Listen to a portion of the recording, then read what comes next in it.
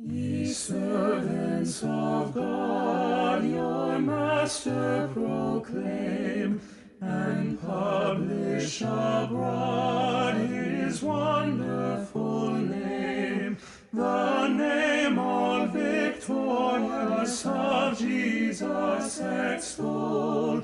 His kingdom is glorious, he rules over all.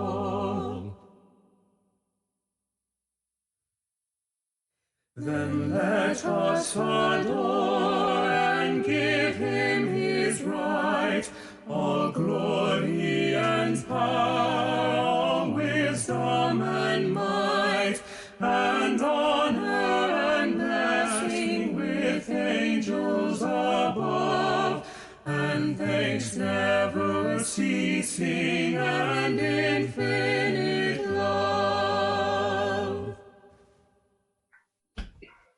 Hello, and welcome to Tea Time Theology. I'm your host, Mariah Wakande, and today's guest is Faith Bessette. Welcome, Faith. Hi. So before we get started, I was wondering if you had a quote or mantra that you live your life by. Sure. So it is a part of a piece of scripture, and I don't know the exact place that it's from, but it's "You Are My Beloved," which was the summer theme for here at camp at the Episcopal Conference Center in 2015, and we ended up writing a song for our music camp kind of big bash at the end of the week, and it was just a really pivotal moment in my life and in my experience of what being in a community with other people who are experiencing God in that moment. And it was really, really special. And I actually have it tattooed on me because that's cool to me. But it's just a good reminder to me that I am beloved, and by the people around me, and by God, and by knowing that I can also extend that to other people, that they are also beloved. That is so beautiful. Thank you so much for sharing. So Faith, can you tell me a little bit about yourself, who you are, what do you do? Sure, I can do my best. So I am 24 and I work at the Episcopal Conference Center, which is a branch off of the Episcopal Diocese of Rhode Island. We're a summer camp and we run programming on weekends. Well, we used to before what we're experiencing now happened. Mm-hmm. But I've been coming here since I was 15. And so it's been a really big part of my life and a part of my, day-to-day activities. Most include people that I've met here. And it's a very big pillar of my life. I'm super into music. I love to sing. Awesome. I get to do a lot of that here at camp and through the church services that we hold here. I am a really creative person. I like to do art and do it yourself projects. That's one of my my friends would say that's one of the things that is my thing, I guess. Yeah, that's really all I have. That's great. No, that's amazing. And so in our first season of Tea Time Theology, we did have the, camp director, the Reverend Canon Megan Brower. She's amazing. And so you work with her at the Episcopal Conference Center, and you're a camp coordinator there. Yes, I coordinate programming.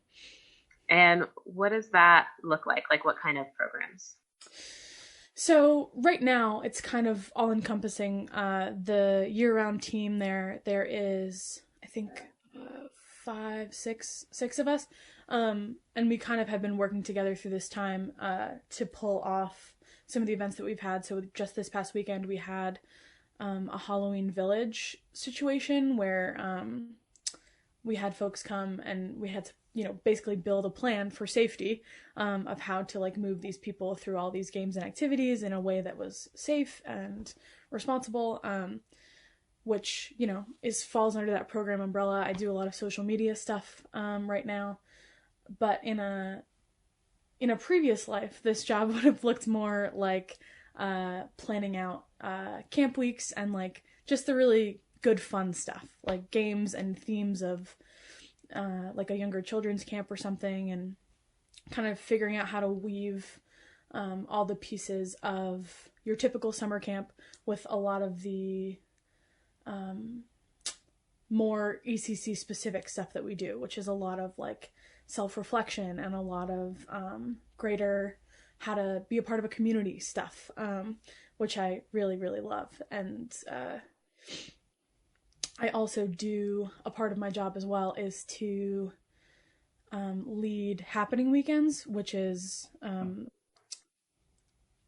typical of the Episcopal faith. I think pretty much nationally a lot of states do it, but they're just weekend conferences for folks in high school, and kind of falls under that same umbrella of having fun and having a good time, but also doing a lot of self-work and figuring out, you know, that you're God's beloved. And that's kind of our all-encompassing theme throughout all of our programming. So I get to do a lot of that, which is really wonderful.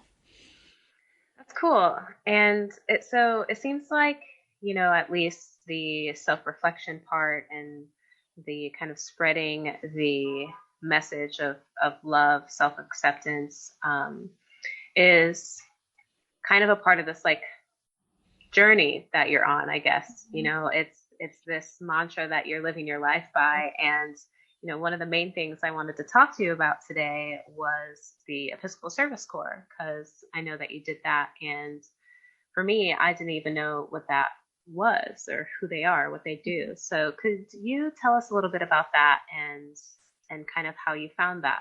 Sure.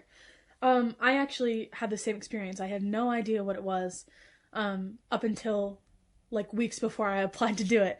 I was going to community college. I had been doing that for a few years. I had left a 4-year school, and I like really was just feeling like I didn't know what my purpose was, or like just felt like something wasn't right, and like I was in a rut and I needed to do something kind of drastic.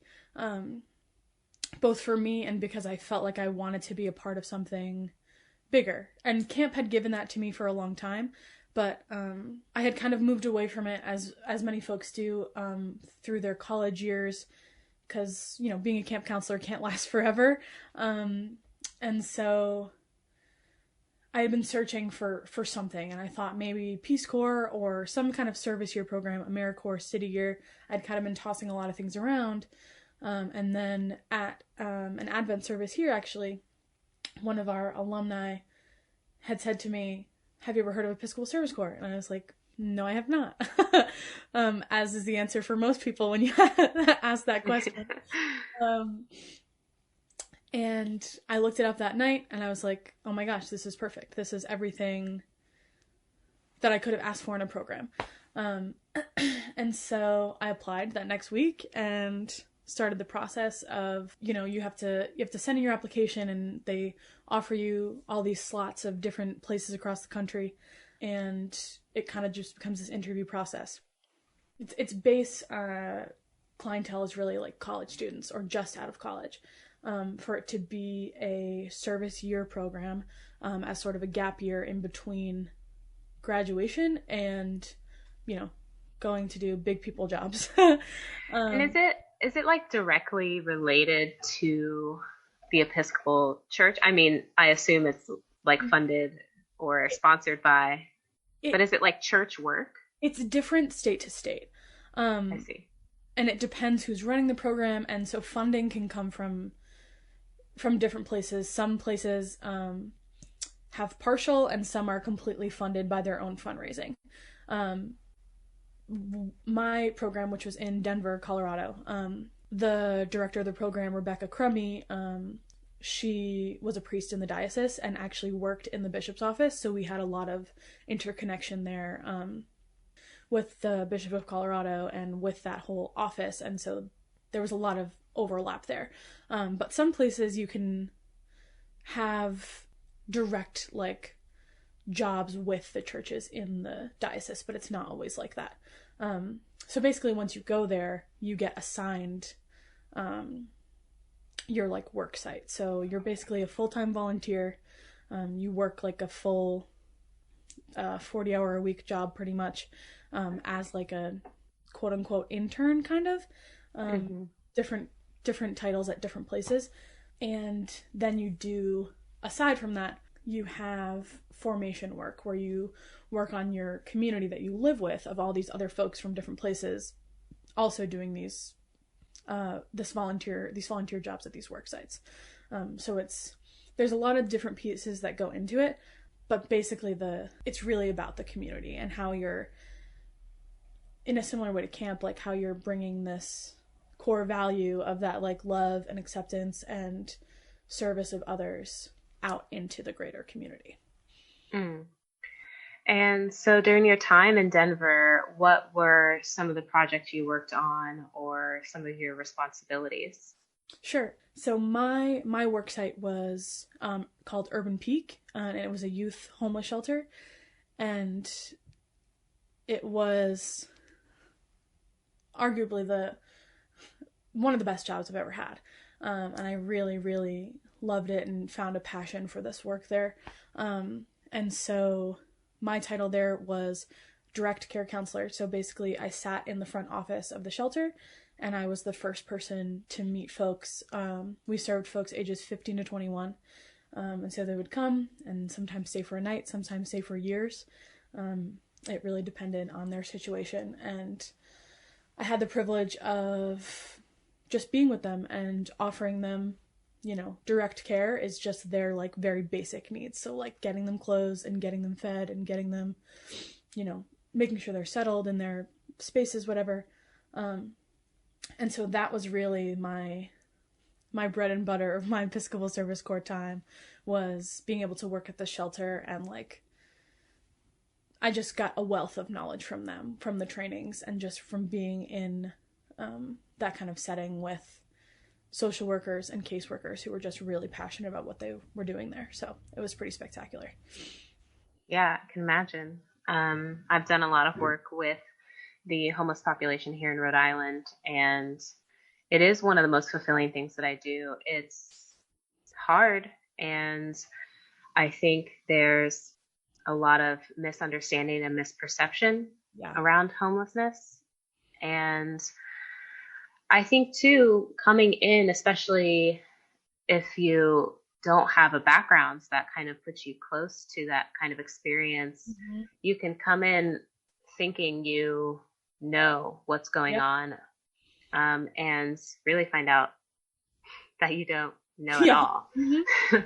So it was a total like reckoning for me of being like, wow, I really just existed in an echo chamber in my little, suburban town. And I mean, and it's one of those things that like, as I get older, I'm learning more and more about like how important it is to widen your scope and to put yourself in situations that are different and might make you uncomfortable, but are for the better of you and for your community. And I don't know, I just couldn't recommend a service here enough to be that for people who are like me and who had been sheltered and shielded from the actual reality of what it is to exist in America. And that reality is that there are a lot of people suffering, and there are a lot of marginalized communities who we turn our eyes from because it's easier than recognizing the truth of what the gravity of that really is.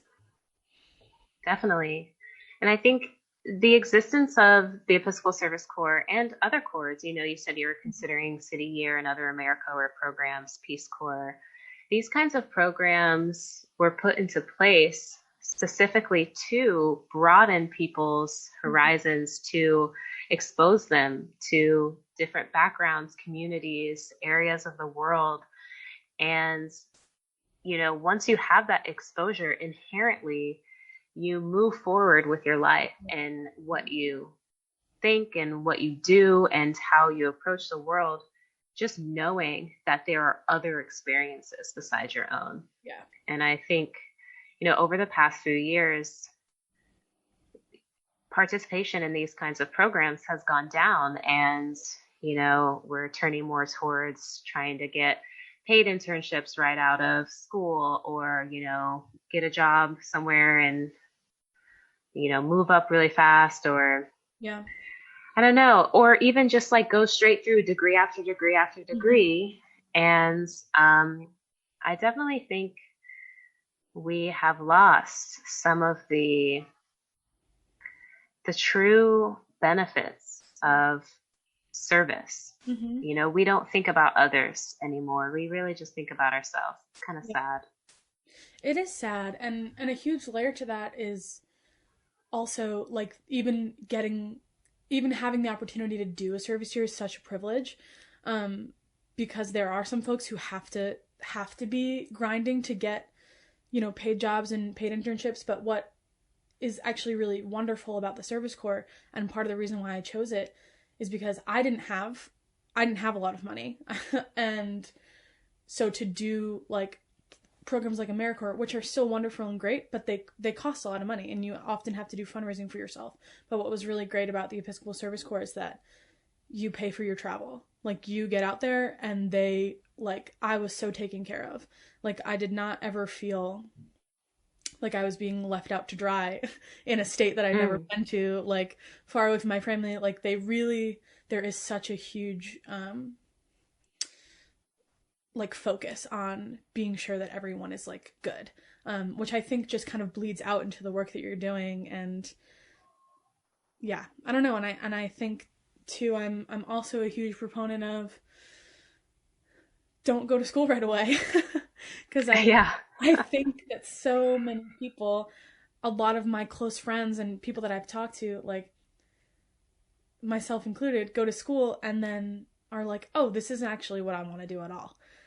And then you spend all this money and have all these loans that follow you to be doing something. Either you follow through with it and you're doing it and you kind of hate your life, or you shuffle through all these things. And I don't know, I think doing something like a service year earlier on in your adult life is like a really good stepping stone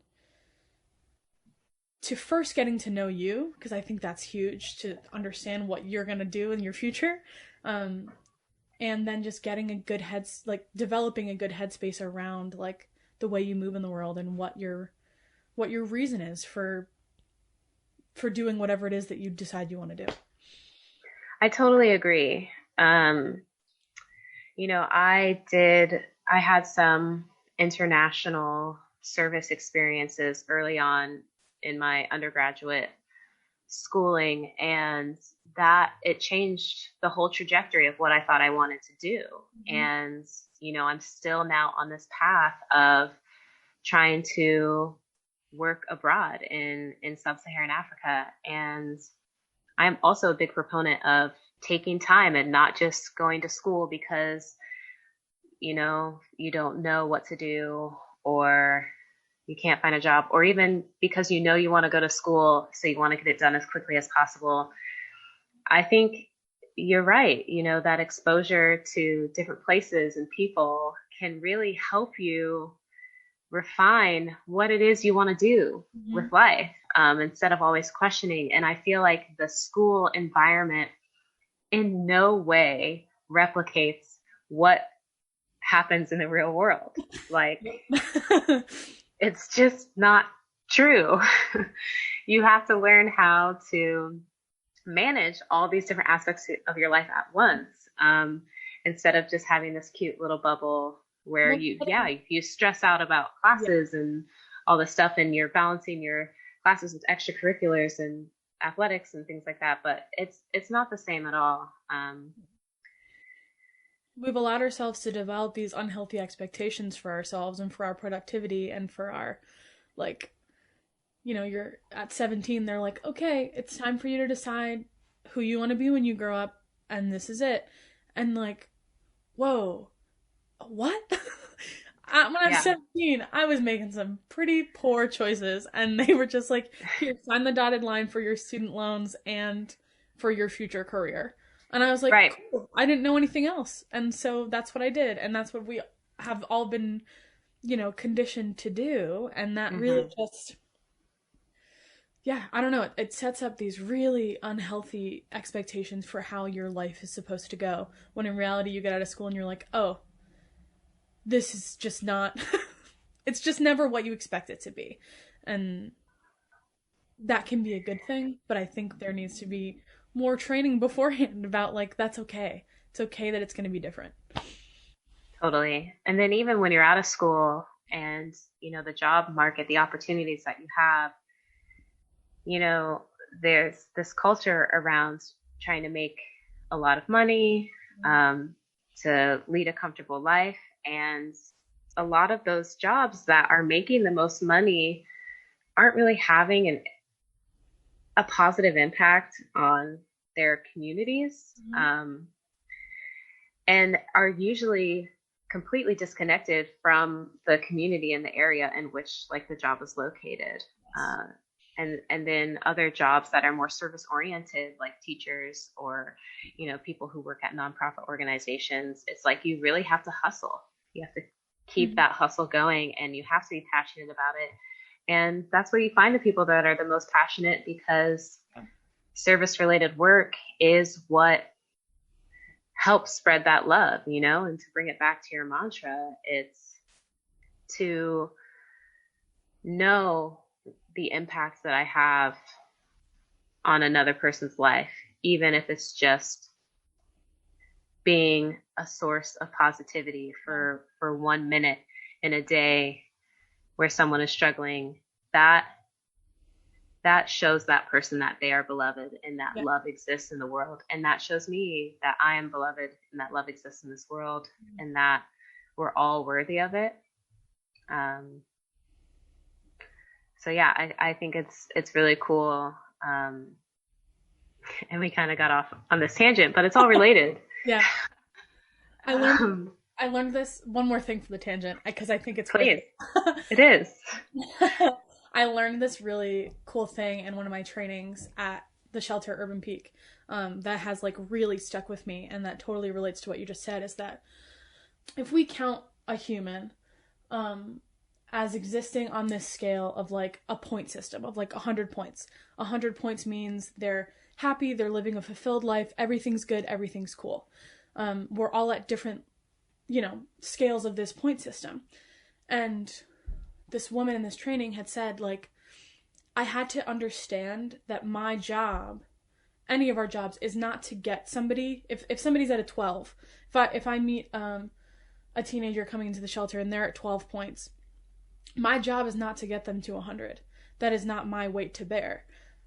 My job is to either keep them at 12 or give them 1 or 2 extra points by doing whatever it is I need to do, like making them laugh or giving them, extra pairs of socks to take as they leave the door and I never see them again. And I have to be okay with the fact that that was my role in their life, and that's enough. And I've brought that, I think, into even my day-to-day life. Like, it's not my job to keep my friend, to bring my friend to 100 points.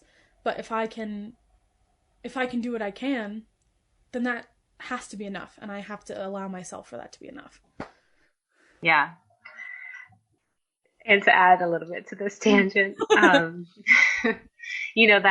100 point system, it reminds me of this system that, famed psychologist Brene Brown, she talks about in her partnership with her spouse. Some days she comes home from work and she's at 20%. Yeah. And sometimes on those days, her spouse, may be at 60%, but it's like, you know what?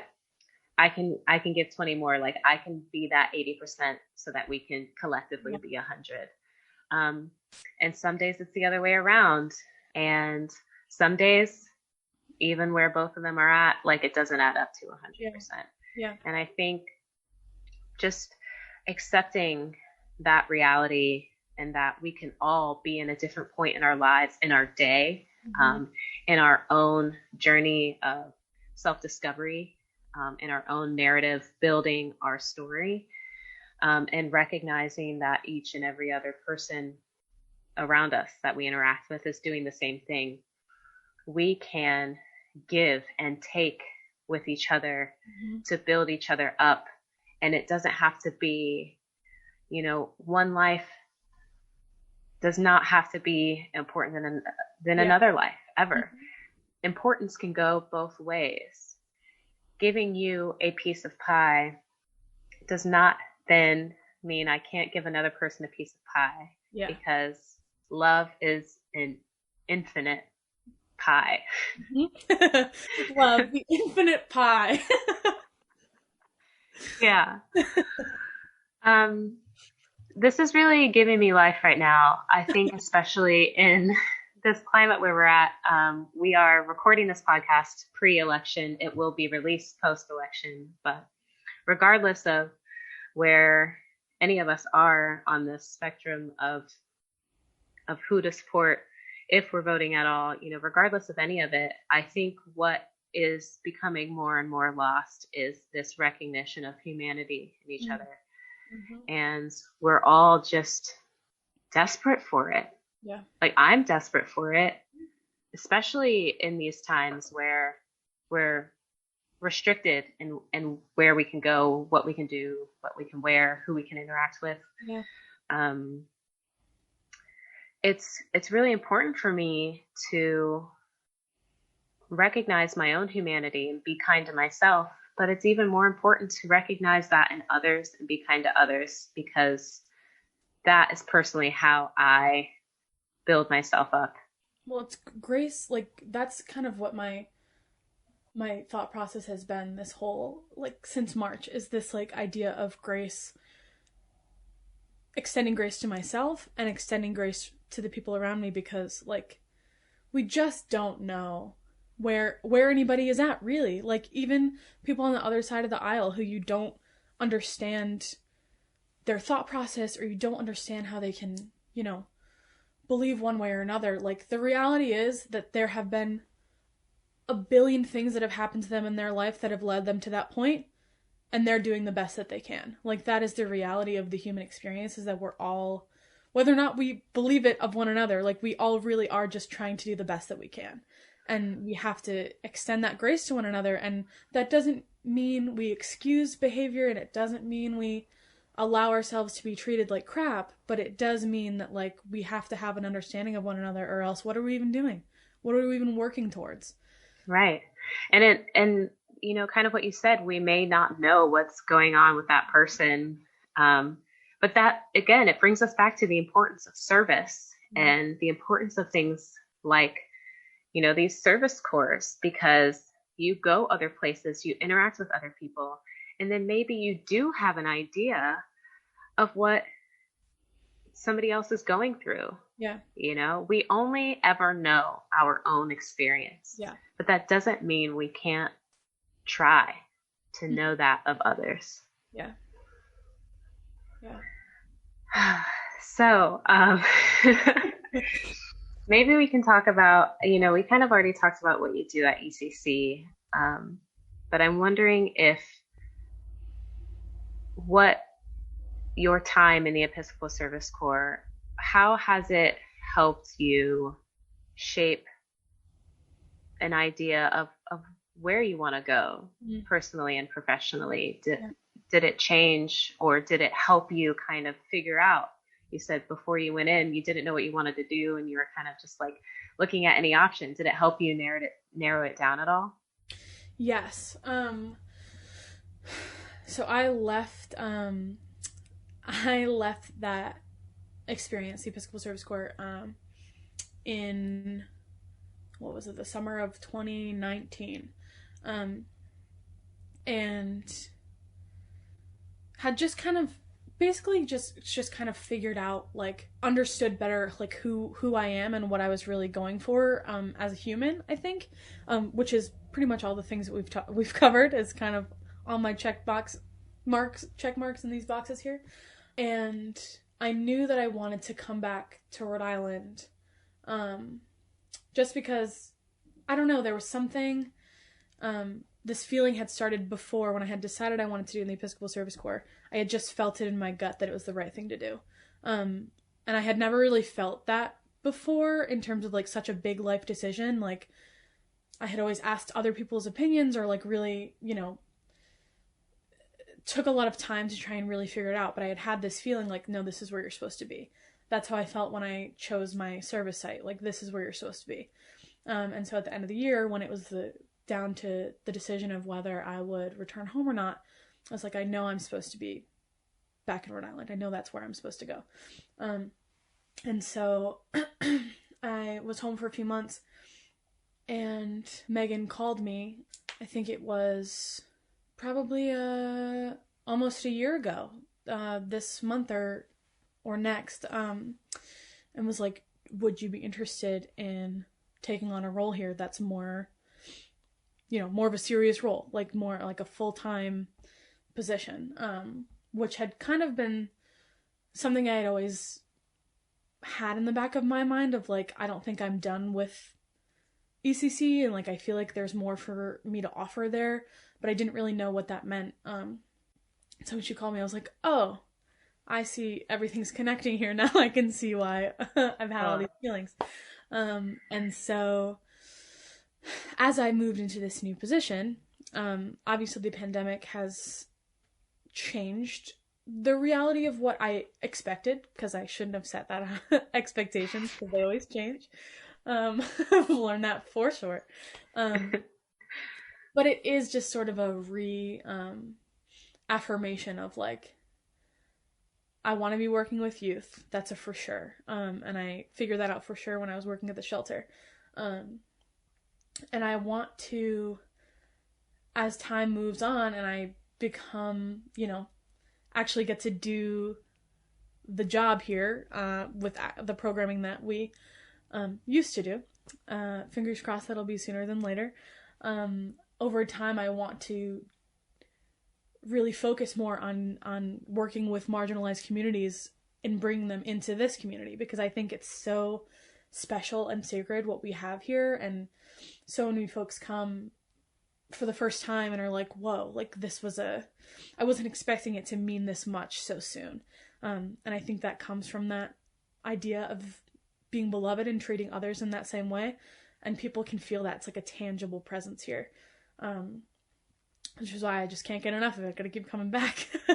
But I want to bring that other places, and I want to, give this fun, lighthearted summer camp experience to other people, because I think it's so valuable. And I think it in the same vein of going to being 23 and going to a service corps year, doing something scary and uncomfortable, camp can be that same experience for someone who's 9, 10, 11, 12, and coming to an overnight camp for a week to be in a community of people that you've never met and are different from you and come from different backgrounds. And I think that's really important to have that as a young kid, as a teenager, and to have to learn how to be in community and how to do that in a healthy, successful way. Because it's hard. It's hard for a week. It's hard to live with roommates that I've never met for a year. But I think it's good, important work. And long term, I don't know how long I'll be here in this position. Hopefully a while. But I want to continue in that same vein of like being able to really be on the same level as people and make them feel seen and known, and also have fun. And, if I can get them 2 points further than they were when they met me, that's all I really need to be doing. That's awesome. And do you know of other ways that people can serve the church? I mean, you're a young person, you went and did this corps, and you're still, working in some way related to the church, but are there other ways that people our age or any age really can kind of take that leap to service? Well, I think the beautiful part about church, and I'm sure folks have heard this like saying before, is that the church isn't the building, it's the people. And I think that is that's the thing. Like, service doesn't have to look like pouring soup at your local church's soup kitchen. It can be it can be smaller, it can be larger. It can be getting involved in other local places, or, you know, the Service Corps, I highly recommend it.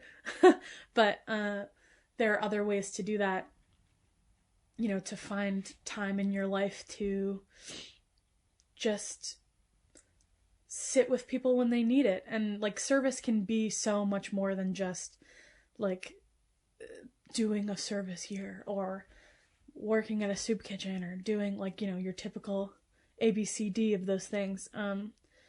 One of the most important things, I think, is just to, you know, I tell, after this experience, I have a lot of conversations with my friends about, you know, what their experience is with people who are experiencing homelessness. And when you see them on the street of like Providence or like on the street corner, like, do you smile at them?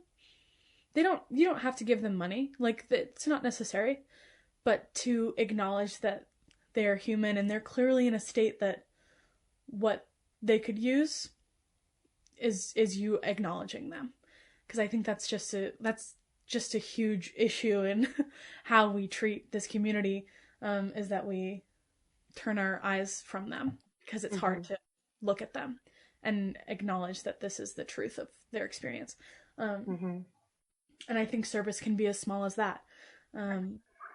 Just seeing people and acknowledging their humanity. Yeah. And I think, you know, it's being a part of church communities is also really beautiful and wonderful, and a lot of opportunities of service can come from that, but that also can be really difficult for people. And there's a lot of trauma involved with church relationships. And, you know, I think whatever feels in your gut feels good for you to do, follow that feeling, because it hasn't steered me wrong yet. And I think that means something. And what words of encouragement would you give someone who is considering taking that leap and doing a service year or doing something, but they're afraid? It's good to be afraid. With fear, I think, comes vulnerability. And I think you have to be vulnerable to put yourself in these situations. And they're hard. Like, the reality of it is it's hard to do. It's hard to put yourself in that position, but it's one of those hard things that's a good hard. And when you do it, the, you know, outcome for you get you're reaping benefits that are like tenfold, more than that even. And so I guess my word of encouragement would be wisdom. How do I impart wisdom? Your 24-year-old wisdom. Yeah, my really seated. You've earned it. Yeah. Yeah, just to get vulnerable and don't be afraid of that vulnerability. It's worth it. It's worth it to put yourself out there and to do something uncomfortable and just do it with an open heart, because it works. And it'll make you feel better as you get older and you figure out who you are and what you want to do, if you move through it with an open heart and sharing that beloved idea with the people you meet. Like, I can promise you things are gonna go your way. Awesome. Well, Faith, thank you so much for being on our podcast. We really loved having you. And it was great for me to learn about what the Episcopal Service Corps actually is, and to give another shout out to the Episcopal Conference Center here in Rhode Island. It's a great place, and I hope we can all start gathering there in even more numbers. Me too. Sometime soon. Thanks again for being here. Thanks for having me. Thank you for listening to Tea Time Theology. We would like to thank our sponsor, the Episcopal Diocese of Rhode Island, and the Right Reverend Nicholas Knisley. We would like to thank Mario Aconde and Jack Zornato for the music, Taylor Wilkie and Ivy Swinsky, our producers, as well as our guest today. Follow us at Tea Time Theology on all social medias.